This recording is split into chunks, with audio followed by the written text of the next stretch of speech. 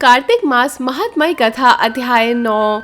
राजा पृथु ने कहा, हे मुनि श्रेष्ठ नारद जी, आपने कार्तिक माह के व्रत में जो तुलसी की जड़ में भगवान विष्णु का निवास बताकर उस स्थान की मिट्टी की पूजा करना बतलाया है। अतः मैं श्री तुलसी जी के महात्म्य को सुनना चाहता हूँ। तुलसी जी ने क्या कहा और किस प्रकार उत्पन्न हुई, ये बताने की कृपा करें। नारद जी बोले, हे राजन, अब आप तुलसी जी की महत्ता तथा उनके जन्म का प्राचीन इतिहास ध्यान पूर्वक सुनिए। एक बार देव गुरु बृहस्पति और देवराज इंद्र भगवान शंकर का दर्शन करने कैलाश पर्वत की ओर चले।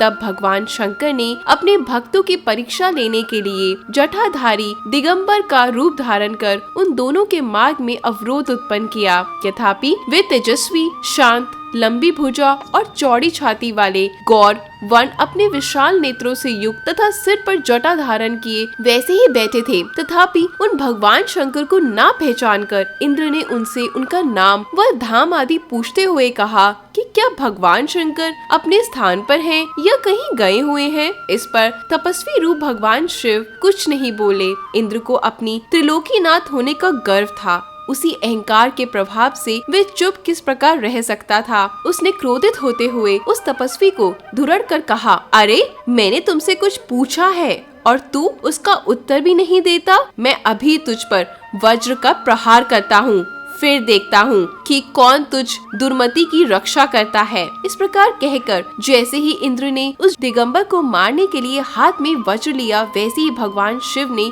वज्र सहित इंद्र का हाथ स्तंभित कर दिया और विकराल नेत्र कर उसे देखा। उस समय ऐसा प्रतीत हो रहा था कि वे दिगंबर प्रज्वलित हो उठा है और वे अपने तेज से जला देगा। भुजाएं स्तंभित होने के कारण इंद्र दुखित होने के साथ साथ अत्यंत कुपित भी हो गया। परंतु उस जटाधारी दिगंबर को प्रज्वलित देखकर बृहस्पति जी ने उन्हें भगवान शंकर जानकर प्रणाम किया और दंडवत होकर उनकी स्तुति करने लगे। बृहस्पति भगवान शंकर से कहने लगे, हे दीनानाथ, हे महादेव, आप अपने क्रोध को शांत कर लीजिए और इंद्र के इस अपराध को क्षमा कीजिए। बृहस्पति के ये वचन सुनकर भगवान शंकर ने गंभीर वाणी में कहा, मैं अपने नेत्रों से निकले हुए क्रोध को किस प्रकार रोकूं। तब बृहस्पति ने कहा, भगवान आप अपना भक्त वत्सल नामक सार्थक करते हुए अपने भक्तों पर दया कीजिए। आप अपने इस तेज को अन्यत्र स्थापित कीजिए और इंद्र का उद्धार कीजिए। तब भगवान शंकर गुरु बृहस्पति से बोले, मैं तुम्हारी स्तुति से अत्यंत प्रसन्न हूँ। तुमने इंद्र को जीवन दान दिलवाया है। मुझे विश्वास है कि मेरे नेत्रों की अग्नि अब इंद्र को पीड़ित नहीं करेगी।